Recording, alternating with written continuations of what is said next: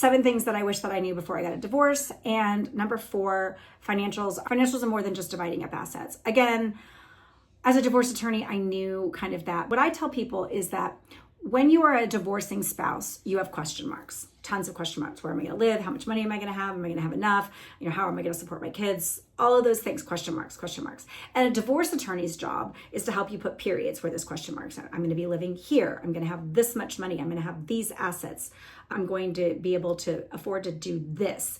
Periods, right? And a divorce coach is about helping you kind of process all the attendant emotions about changing those question marks into periods, right? So that's kind of how I look at this process. And I think that the bigger picture is kind of who you want to be as a entity that has financial freedom, right? Like, where do you want to spend your money? How do you want to spend your money?